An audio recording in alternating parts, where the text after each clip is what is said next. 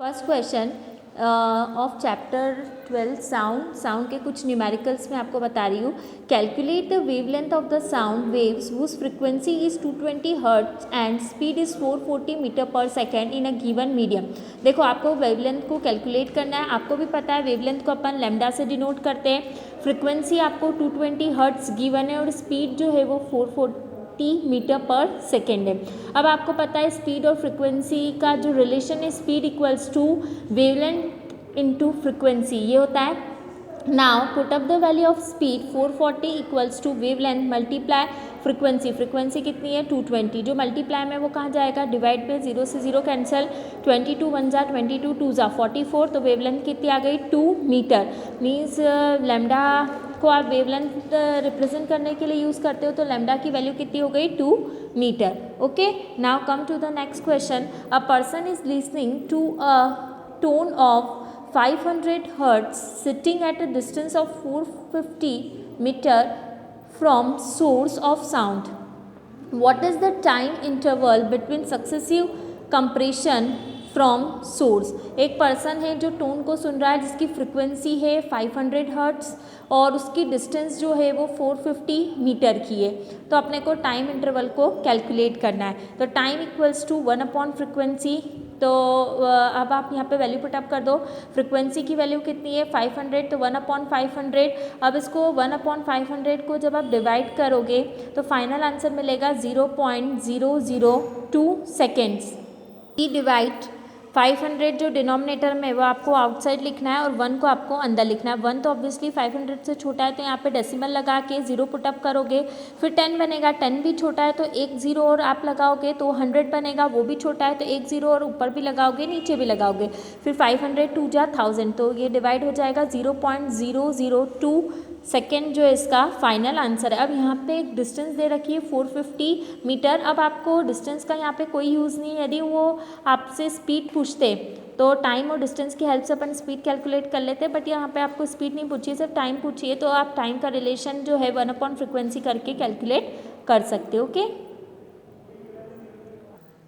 An echo return in 3 seconds. What is the distance of reflecting surface from the source given that speed of sound is 342 metre पर second. देखो speed equals to formula होता है distance upon time. So distance equals to speed multiply by time. On putting the value speed equals to 342 multiply time आपको given है कितना second 3 seconds. तो distance equals to हो जाएगा 1026 metre. अब आपको पता है कि जो डिस्टेंस अपन सोनार के केस में यूज़ करते हैं वो उसका हाफ करना पड़ता है क्योंकि सोर्स से जो रिफ्लेक्टर तक डिस्टेंस जाती है और फिर रिफ्लेक्टर से वही डिस्टेंस ट्रैवल होकर रिफ्लेक्ट होती है तो ये डबल डिस्टेंस रहती है. तो अपने को यदि डिस्टेंस निकालनी है क्योंकि क्वेश्चन में पूछा है what is the distance of reflecting surface from the source. Source से जो सरफेस की डिस्टेंस है वो क्या है हाफ. तो इसको किससे डिवाइड करना पड़ेगा 2 से. तो 513 is the final answer. A person has hearing range from 20 hertz to 20 kilohertz.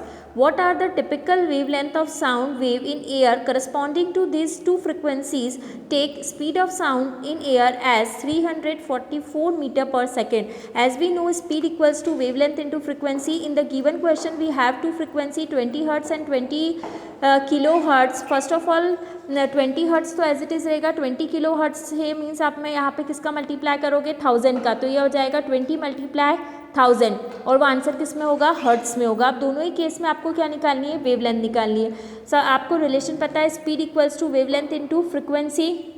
Speed को v से रिप्रेजेंट करते हैं, वेवलेंथ को लैम्डा से रिप्रेजेंट करते हैं, फ्रिक्वेंसी को न्यू से भी रिप्रेजेंट करते हैं और कहीं पे बुक्स में आपको n से भी स्मॉल n से भी मेंशन होगा. कोई बात नहीं, आप दोनों में से कोई भी नोटेशन का यूज़ कर सकते हो. अब स्पीड की जो वैल्यू है वो 344 है equals to wavelength as it is होगा मल्टीप्लाई फ्रिक्वेंसी कितनी है 20. फर्स्ट केस में 20 हर्ट्स है तो ये 20 मैंने यहाँ पुटअप कर दी. जो मल्टीप्लाई में वो कहाँ जाएगी डिवाइड में. तो आप 344 को 20 से डिवाइड करोगे तो आंसर आएगा 17.2. अब कैसे आएगा आंसर देखो. सबसे पहले तो इसको 2 की टेबल से कैंसिल कर दो. 10 टाइम्स 2 1 जा 2 बचा 1 7 2 7 जा 14 2 2 जा 10 है. पीछे से एक डिजिट के बाद इधर डेसिमल लगा दो तो 17.2 मीटर. अब आपको 20 हर्ट्स के बाद किसके लिए कैलकुलेट करनी है 20 किलो हर्ट्स. तो सबसे पहले तो फ्रिक्वेंसी में किसका मल्टीप्लाई होगा 1000 का मल्टीप्लाई होगा तो ये हो जाएगा 20,000. ठीक है 20 किलो हर्ट्स मीन्स 20,000 हर्ट्स। मैंने 1000 का उसमें क्या कर दिया, मल्टीप्लाई कर दिया। जो मल्टीप्लाई का वो कहाँ जाएगा, डिवाइड में। अब आपको पता है कि ये यदि टर्म होती तो इसका आंसर आता 17.2। क्या आंसर आता, 17.2। अब अपॉन में अपने पास कितने ज़ीरो हो रहे, 3 ज़ीरो और एक ज़ीरो को रिप्लेस करोगे, डेसिमल को रिप्लेस करोगे, यहाँ पे एक ज़ीरो और आ गए तो 1 2 3 4, तो ये हो जाएगा 0.0172 मीटर। ठीक है, ऐसे भी कर सकते हो। मैंने क्या करा, पहले ऊपर से जो वैल्यू प्रीवियस आई थी उसको पुटअप कर दिया 17.2 और फिर नीचे 1 2 3 जीरोज़ है वो रखा और यहाँ से डेसिमल को रिप्लेस करा, एक ज़ीरो पुटअप कर दी।